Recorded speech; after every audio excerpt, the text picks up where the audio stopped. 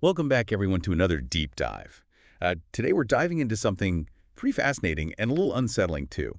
It's about this sudden realignment we're seeing between those big tech giants and Donald Trump after his recent, election win. Yeah, it's quite a shift, isn't it? I mean, especially when you think back to just a few years ago. Trump was calling these companies the enemies of the people. Yeah, absolutely. And there were threats of, regulatory action. The whole landscape was so different. And now, Yeah, now it's almost like a complete 180. right, Yeah. like it's a total flip. Yeah. So let's start with the most obvious thing, money. Those inauguration donations from big tech this year. Hmm. Through the roof. Like they've absolutely skyrocketed compared to, well, any previous year, really. Even Trump's 2017 inauguration. Oh, yeah, that's a good point. I mean, even back then, this is way more. And we're talking millions upon millions of dollars from companies like Amazon, Google, Meta, Microsoft, Uber. even OpenAI is in the mix. It definitely raises some eyebrows. I mean, what's going on here? One way to look at it is preemptive compliance. Preemptive compliance. Basically, they're trying to buy favor, right? Right. Avoid getting targeted or, politically persecuted. They're getting on Trump's good side. It's cynical, for sure. Yeah. But given how Trump's operated in the past, going after companies he sees as disloyal, it kind of makes sense, sadly. Yeah. I mean, it's hard to argue with that. But is it all just about avoiding a backlash? Could there be, I don't know, a genuine desire to work together, beyond just self-preservation? I think there's definitely a strong element of, well, let's just call it self-preservation. But Yeah. when you see the extent of this realignment, you have to think there's more to it. Like, take this massive joint venture, Project Stargate. Well, yeah, that's a big one. Huge. Trump announced it. It's got these giants, OpenAI, Oracle, SoftBank. The initial investment is just staggering. $100 billion for AI infrastructure. That's not just avoiding a slap on the wrist, right? They both see a benefit here, Trump and these companies, especially when it comes to, keeping America on top technologically, especially with China breathing down our necks. That's interesting. It's like they both see China as the bigger threat and are teaming up. Yeah, exactly. That shared concern, that could be the glue holding this whole thing together. But it goes beyond money and AI, too. It's like Yeah. some of these tech leaders are actually changing their tune. Like Mark Zuckerberg. That's a complete 180. Zuckerberg, the guy who banned Trump from Facebook after January 6th. The one and only. Banned him, and now he's ending fact-checking on the platform, Mm-hmm. and he's echoing Trump's talking points. Mm. Biased fact-checkers, cultural tipping points, the whole 9 yards. That is wild. I mean, going from calling for Trump's removal to, like, adopting his language, that's a huge swing. It really is. And then there's the personal stuff, too. Oh, yeah, all that schmoozing. Right. Tech execs at Mar-a-Lago for dinner, praising Trump's ideas publicly. Zuckerberg even gave Trump those, what were they called? Those AI camera glasses. Yeah, those things. It's a full-on charm offensive, no doubt. It really is remarkable. I mean, these companies were so critical of Trump just a short while ago, and now they're bending over backwards to get in his good graces. It makes you wonder, right, what does this mean for the future of tech in America? Are we headed towards a place where these tech giants just put politics ahead of everything else, their values, the public good? And is all this collaboration really a good thing, a win-win?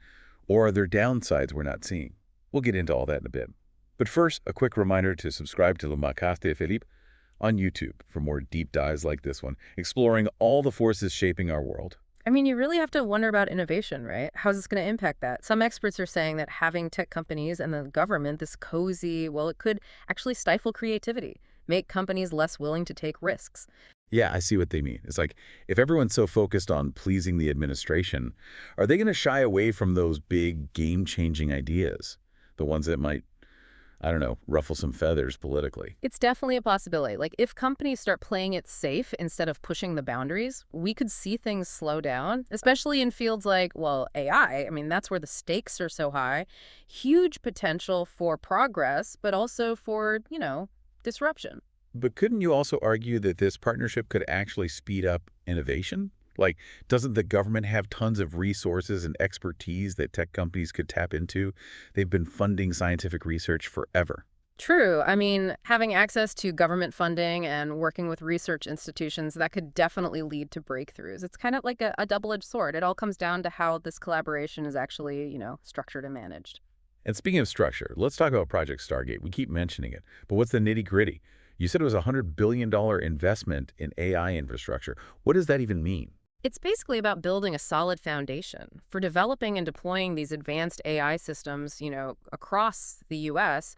It's investing in data centers, those massive ones, developing serious computing power, creating a network to connect it all. So it's like they're laying the groundwork for this, like, nationwide AI ecosystem. Exactly. And the scale of this thing, unprecedented. We're talking maybe $500 billion total over the next 4 years. It's a clear sign. Both the Trump administration and these tech companies, they see AI as the big battleground, the global tech race, especially against China. It seems like everything circles back to China. Like that's the driving force behind all this.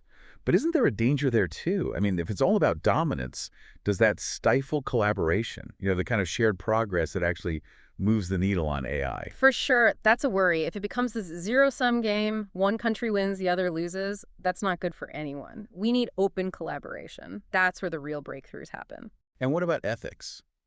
If we're just developing AI for nationalistic reasons for competition, are we missing the bigger picture, the impact on society? Those are huge questions, and they're not going away. As we go further down this AI road, we can't forget about the ethical side, making sure the technologies are developed and used responsibly for the benefit of everyone, not just one country or company. But let's shift gears a bit. Let's talk about competition within the tech sector itself. How's this alliance going to affect that? Yeah, that's a big one. One of the worries is that this whole partnership could lead to a less competitive market. Those tech giants, they already have so much power, and this could just tilt the playing field even more in their favor. Right. Imagine companies that are buddy-buddy with the administration. They get all the government contracts, the subsidies, all the perks, and the ones who aren't politically aligned, they get shut out. They can't access what they need to compete. So success becomes less about innovation, more about, like, playing the political game. Exactly. And that's a recipe for disaster. The whole tech sector could become stagnant.